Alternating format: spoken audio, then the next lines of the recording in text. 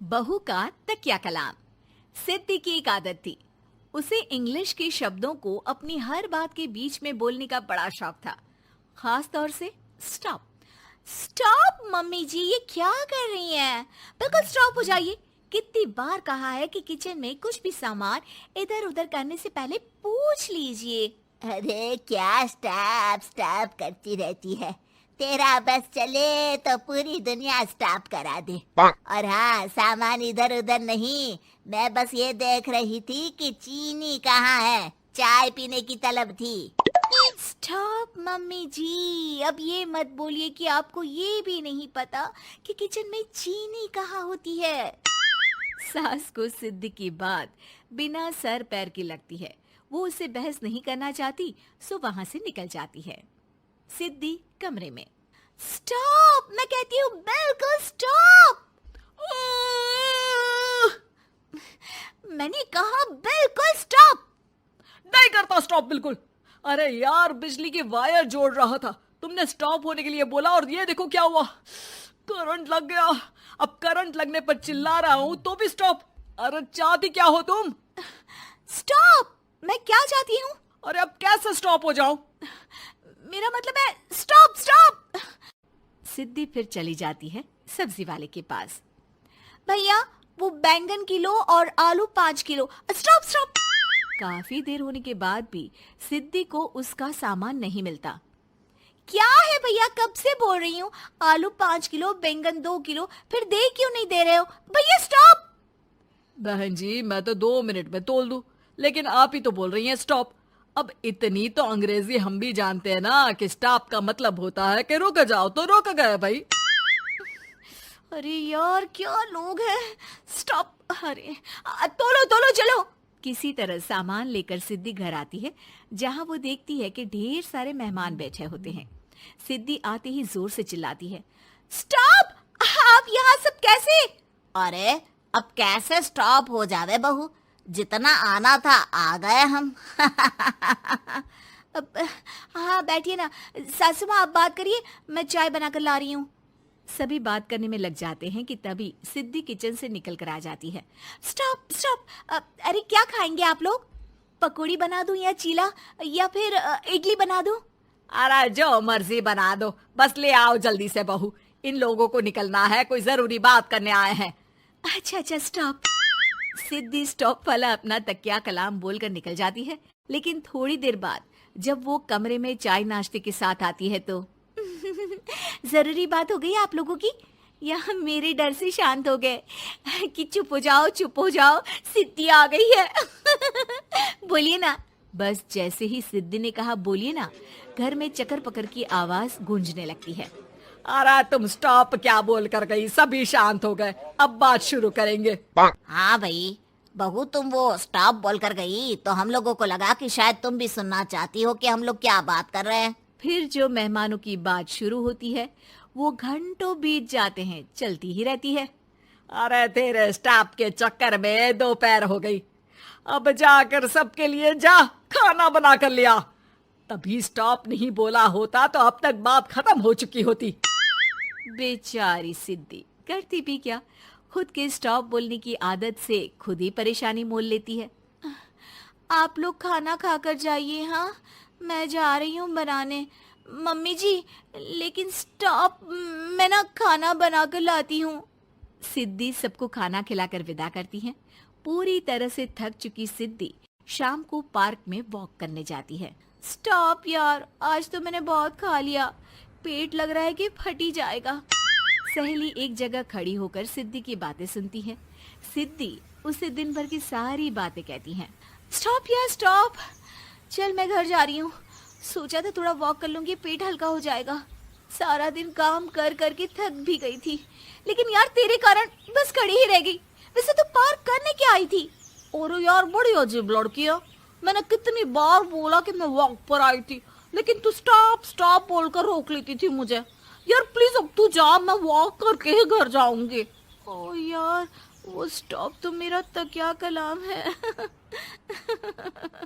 घर के सभी लोग सिद्धि के स्टॉप से परेशान थे। वे कभी उसके बोलने पर स्टॉप हो जाते तो मुसीबत आ जाती, कभी नहीं होते तो भी मुसीबत आ जाती। अरे मैं तो इस बहू के तकिया कलाम से परेशान हो गई हूँ। अरे कोई तो उसकी ये आदत हटाए। देखो माँ, ये जो आदत होती है ना, जब तक खुद की जान पर न बन जाए आदत छूटती नहीं। अरे उसकी जान पर बनाए उससे हमें क्या, हम लोगों के लिए तो ये परेशानी का कारण बनती ही जा रही है। उधर सिद्धि खुद सोचती है, अरे यार, पहले बाजार से देर, फिर दिन का सारा खाना, और फिर पार्क में मैं टहल भी नहीं पाई। क्या करूं? इस तकिया कलाम के कारण मैं खुद ही परेशानी झेल लेती हूँ। एक काम करती हूँ, आज से सोच समझ कर बोला करूंगी। बहू स्कूटी उठाती है और निकल जाती है, लेकिन जैसे ही वो बीच चौक पर पहुंचती है, स्कूटी फिसल जाती है और वो नीचे गिर जाती है। हाय रे, कोई तो बचाओ, किसने टक्कर मार दी मुझे? कितना दर्द हो रहा है, कोई तो डॉक्टर के पास लेकर चलो। स्टॉप! बस जैसे ही बहू स्टॉप बोलती है, सारे वहीं रुक जाते हैं। बड़ी घमंडी औरत है, एक तो हम बचा रहे हैं, ऊपर से देखो स्टॉप बोल रही है। स्टॉप! कोई नहीं है क्या इस पूरे शहर में? बहू अपने तकिया कलाम की रट लगा कर रखती है। स्टॉप! कोई है? कोई स्टॉप! लोग उसकी मदद के लिए आगे तो आते हैं, लेकिन जैसे ही उसका तकिया कलाम सुनते हैं, वहां से निकल जाते हैं। तभी कहीं से उसका पति लौट रहा था। वो बीवी को रास्ते में पड़ा देख हैरान रह जाता है।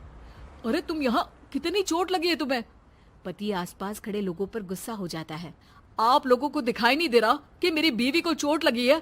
कोई भी नहीं है जो उसे उठाकर बिठा सके? अरे भाई साहब, कोई क्या मदद करे इस महिला की। और इतनी घमंडी है, जब भी इन्हें उठाने की कोशिश करो स्टॉप स्टॉप बोल देती है। स्टॉप! ये क्या बोल रहे हैं आप लोग? मैं पिछले आधे घंटे से दर्द सह रही हूँ। स्टॉप! पति समझ जाता है कि मामला क्या है। वो सर पर हाथ रख लेता है, लेकिन जल्दी ही बीवी को डॉक्टर के पास ले जाता है। ओह, इन्हें तो बहुत ज्यादा चोट लगी है। आप लोगों ने इन्हें लाने में कुछ ज्यादा ही देर कर दी है। रुकिए, मैं चेक करता हूँ। डॉक्टर जैसे ही बहू के पास पहुँचता है।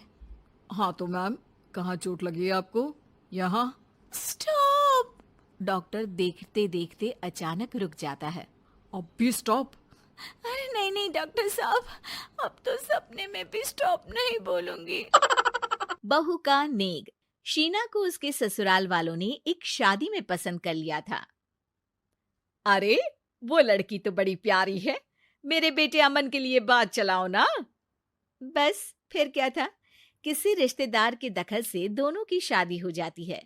लेकिन शीना की सास पारुल और उसकी देवरानी आसपास ही रहते थे।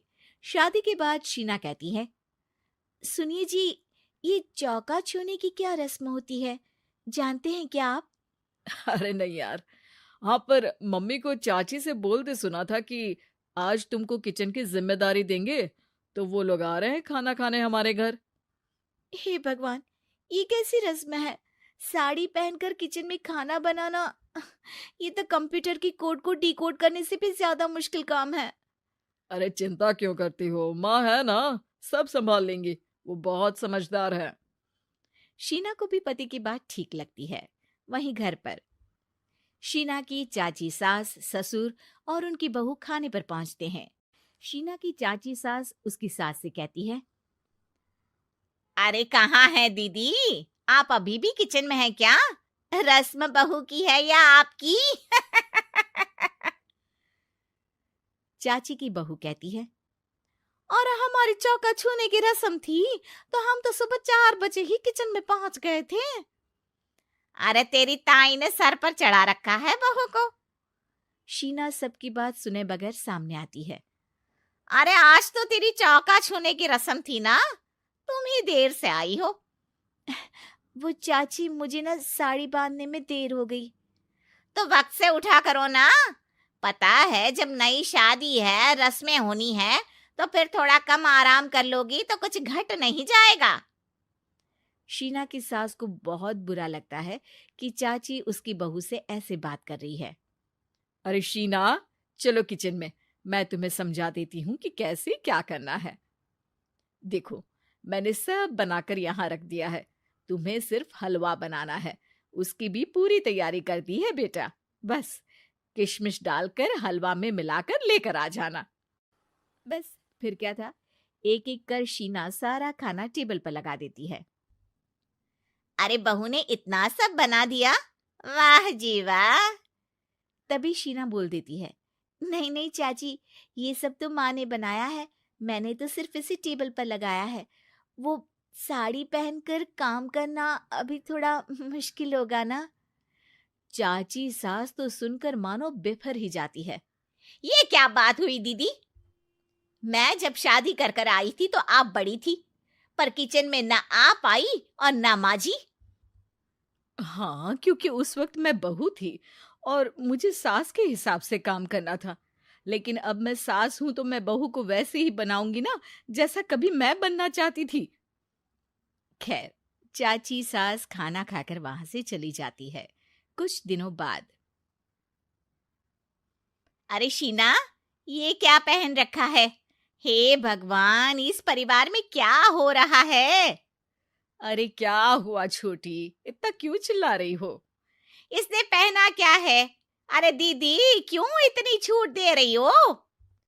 शीना जो कि सलवार सूट पहने खड़ी थी, चाची के गुस्से को देखते ही अंदर चली जाती है।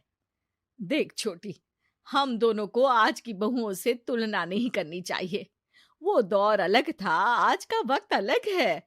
देखिए दीदी, ये तो परंपरा है, हमारी सास ने हमें दी और आगे हमें अपनी बहुओं को देना है।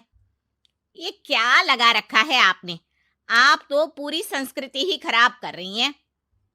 ये बोलकर चाची सास वहां से चली जाती हैं। शीना की सास चाची की बात से परेशान होकर रोने लगती है। तभी उसका पति वहां आ जाता है। अरे क्या हुआ भाग्यवान, फिर तुम्हारी देवरानी तुमको ताने देकर चली गई है क्या? हाँ, पता नहीं मैं ठीक कर रही हूँ कि नहीं, पर मुझे तो बहू के सूट पहनने में कुछ गलत नहीं लगता। अरे लोगों की बहुएं तो न जाने क्या क्या पहनकर घूम रही हैं। मैं तो उसे भी बुरा नहीं मानती। ये क्या मेरी गलती है? अरे नहीं, बिल्कुल नहीं। अपने किए फैसले का सम्मान करो। ठीक है सब। कुछ दिन निकल जाते हैं। फिर आता है शीना का पहला करवा चौथ। अरे शीना बेटा, यह त्योहार हमारे घर में बहुत मायने रखता है। तुम शाम की पूजा के लिए अच्छे से तैयार हो जाना। और सुनो, चाची सास और उनकी बहू भी यहाँ आएंगी पूजा के लिए, तो खाना भी बनाना है, वो मैं बना लेती हूँ। तुम बस आज के दिन साड़ी पहनना बेटा। शीना समझ नहीं पाती है कि चाची सास के आने पर उसकी सास उसे साड़ी पहनने को क्यों बोलती है। नहीं नहीं माँ जी, मैं सारा खाना बना लूंगी, आप उसकी चिंता ना करिए, अब तो मैंने सब कुछ सीख लिया है। शीना की सास उसकी बात पर खुश हो जाती है। छोटी को पता न चले कि मेरी बहू घर में सूट पहनती है, तो मैंने आज साड़ी पहनने को बोल दिया। क्यों लोगों को बिना वजह बात बनाने का मौका दें। शाम को सब पूजा पाठ करके बैठे होते हैं कि चाची सास की बहू चाची सास से कहती है, माँ जी, आज के दिन तो आप लोगों के घर बहुओं को नेक दिया जाता है ना। हाँ हाँ बहू, बोलना, तुझे तेरी सास से क्या चाहिए? हाँ शीना बेटा, तू भी बता दे कि तुझे क्या चाहिए। मम्मी जी, मुझे ना आपका वो रानी हार चाहिए जो आपने अभी पहना है। चाची सास थोड़ा हिचकिचाते हुए कहती है, हाँ हाँ हाँ, ले लेना, सब तेरा ही तो है। तुझे कौन सा हार चाहिए बहू? माँ जी, मुझे नेक में आपसे परमिशन चाहिए कि आप मुझे नौकरी की इजाजत दें। आप तो जानती हैं कि मैं और ये एक ही कॉलेज में एक ही क्लास में साथ में थे, लेकिन आज वो कहाँ है और मैं कहाँ। वाह जी वाह, ये भी सुनना बाकी रह गया था। इस खानदान की बहू नौकरी करने बाहर जाएगी। और मैं भी तो इंटर पास हूँ, पूरे 2nd डिवीजन, लेकिन कभी मजाल है कि नौकरी की बात की हो। पर दीदी, मैंने MBA किया है, वो भी बड़े संस्थान से। तभी शीना का पति और ससुर भी वहां आ जाते हैं। देखो बेटा, मैं वही सोच रहा था कि तुम नौकरी करने के लिए क्यों नहीं बोल रही हो। मुझे लगा शायद तुम नौकरी करना नहीं चाहती हो। नहीं पापा, वो तो हमेशा से ही कुछ नाम कमाना चाहती है। अपने माता पिता को भी इसने कहा था कि वो आप लोगों को अपनी तरह से समझ लेगी। सास को शांत दिखकर शीना कहती है, मम्मी जी, मैं वादा करती हूँ, घर का सारा काम करके ही ऑफिस जाऊंगी। खाना पीना किसी भी चीज के लिए घर वालों को परेशानी नहीं होने दूंगी। वक्त से पहले उठूंगी और काम वाली को भी हटवा दूंगी। शीना की बात सुनकर सास हंस पड़ती है। अरे शीना, ये ज्यादा हो गया हाँ। बिल्कुल काम करो बेटा, पढ़ी लिखी हो, नौकरी में अच्छा कर सकती हो। जरूर बेटा, दिया तुम्हें तुम्हारा नेग। हाँ, पुरानी परंपरा जरूरी नहीं कि अच्छी ही हो, कभी कभी बदलाव लाना भी जरूरी होता है, जिसे देर से ही सही लेकिन समाज अपना ही लेता है।